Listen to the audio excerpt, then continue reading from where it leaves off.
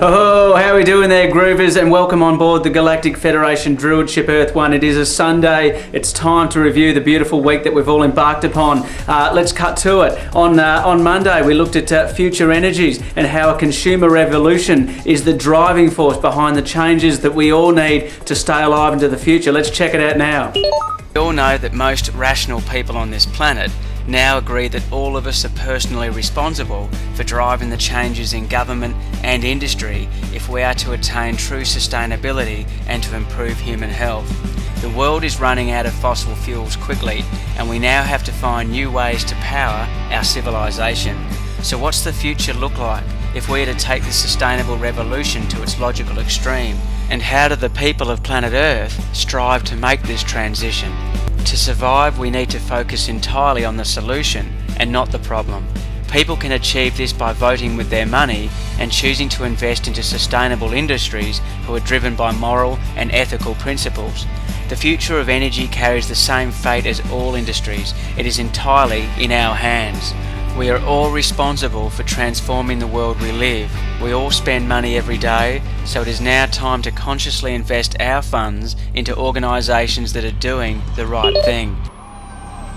And on Tuesday, it was the wonderful UN disclosure information on UFOs and our extraterrestrial neighbours. It's a very important time to get momentum on the human understanding to our relationship to the wonderful star systems. Danny, this was a cracker. Let's cut to it now.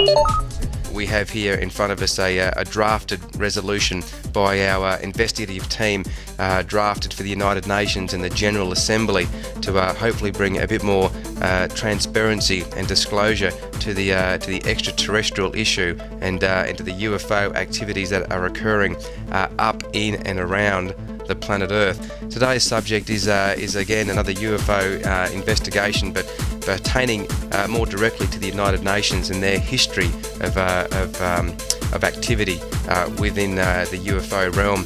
Disclosure can only occur from within, and as we keep stating to all our viewers that this is a subject where you have to recognise this yourself. Please do not wait for United States officials or governments or the United Nations to come forward and disclose this particular topic for you. It is a bit of a no-brainer. He further states, I believe that these extraterrestrial vehicles and their crews are visiting the planet from other planets, which are a little more technically advanced than we are on Earth.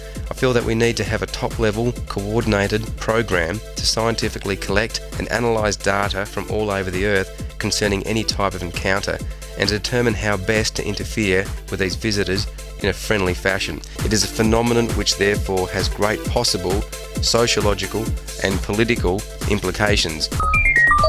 You beauty, that was just fantastic and very inspiring. On Wednesday this week we looked at Earth travel. We also looked at some vegetarian cooking. Joey cooked up a cracker. I can smell it. Let's cut to it. Where are we today? Well, I was thinking all those journeys we used to whip around down to that wonderful big rock, and it was a cracker for us in the learning about survival and bush foods and the Aboriginal culture. Absolutely, Tommy. Well, everything we've ever touched on with the Federation and particularly this subject of travel and getting people out of their environments, experiencing new challenges in their life, meeting people, experiencing the energy of different locations around the world. It's something that we're very fond of, obviously, and very passionate for people to get out there and endure themselves. And what a wonderful experience it has been and still is as being adventure guides, still flying down there to the rock. Hey guys, we're in the kitchen at Mount Martha. We're just going to do a minestrone. Onions will take the longest to cook, followed by tomatoes, and we'll put the collie and some other goodies. There'll be some carrots, and of course the cabbage, and then the cauliflower. I'll just throw those in, and it's virtually there. And just let it simmer in, like so. And it's the most heartiest of winter meals. Grand chili. That's right, chili. He's going to tell me what he thinks. Yeah, that'll be sufficient. It'll be sufficient. Serve it with a bit of parmesan, if you like. And that's it. Chili will tell you what it's like. It's edible, I don't know. bloody good tucker. You little beauty. You little beauty, that was sensational. I feel better already. On Thursday it was time to get to the nitty gritty and find out how we can be the knight in shining overalls when it comes to responding to emergencies. This was Global Rescue and EAR and CPR. Let's check it out. Today, what are we having a crack at, Danny?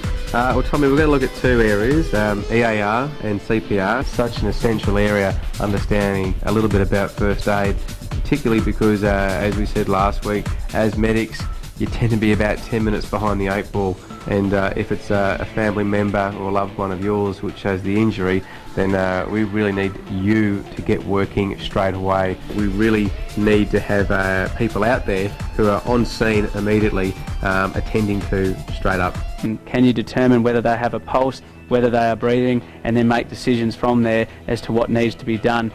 We all know that we need to summons help and try and get professionals in as quickly as possible. Professionals. And but the thing is, it comes down to you, because by the time most professionals get there, it relies solely on the bystanders and the people who saw the event in the first place to really make a difference in the outcome of that situation. Woohoo! And that's just fantastic, guys, and it's time for our little view of Friday. And of course, Friday is funny. It's Holy Joe's Friday. Let's check it out. And although there are 100,000 sperm, I was the fastest, and I can be proud of that. Our wonderful President of the United States, like George Bush himself. It's important to remember that you're unique, just like everybody else. It's a very important thing. We all have a photographic memory, but just some people don't have any film. That's what it's all about, you see. It's all crazy. There's a big thing about escapism on the planet Earth, and yeah, it's not so bad. I mean, I've tried sniffing coke. The only problem is the ice cubes get stuck up your nose. It's just not good at all. It's quite disorientating, to be quite honest. When they buy these Barbies, the young girls are buying Barbie dolls, but how come Barbie's so popular and you have to buy all her friends? If ignorance is bliss, he must be orgasmic. There's nothing more important in this time on planet Earth than to instigate change in the cybernetic android band of the galactic century. Let's cut to MILK.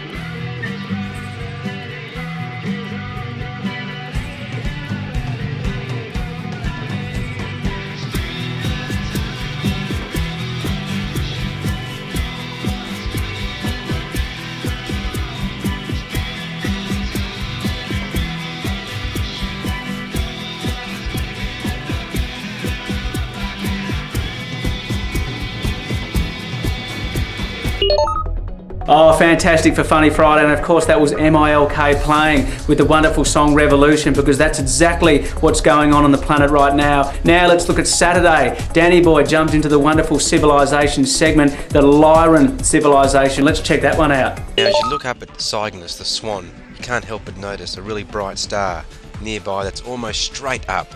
That star is the renowned Vega, the home of the aliens in the movie Contact. This constellation represents a lyre, or harp, with Vega at the top of the lyre as one of the handles. Vega birthed a race of beings who manifested Lyra's opposite polarity, both in their beliefs and actions. In passing through the prism of Lyra, the first fragmentation created a group of beings that can be called the Founders, or Feline, or Lianoid. The Founders embodied the group consciousness of what eventually became humankind. And humans are found on hundreds of thousands of planets throughout the galaxy. Fantastic. That was just a wonderful week of inspiring and informative information to help the Project Bluestar campaign unfold as we gain momentum towards 2012. Let's now take a quick look at what's to come on this week's transmission. On Monday itself, Danny looks at the concern raised by the mobile phone industry on the planet. On Tuesday, I'll take you on a bit of a spin on the laws of karma. On Wednesday, we get back into Earth travel, as well as a wonderful vegetarian cooking meal. On Thursday, we look at shock. Shock to our patients when they present with shock itself. On Friday, it's time to get funny and time to look at some MILK with some more music. And of course, on Saturday, I'll be taking you on another journey for the Godon tribe of Africa, the ones who said that they came from the star system of Sirius itself. So looking forward to all of that, guys. Thank you very much for hanging out with us for this week. See you on the next transmission. Woohoo!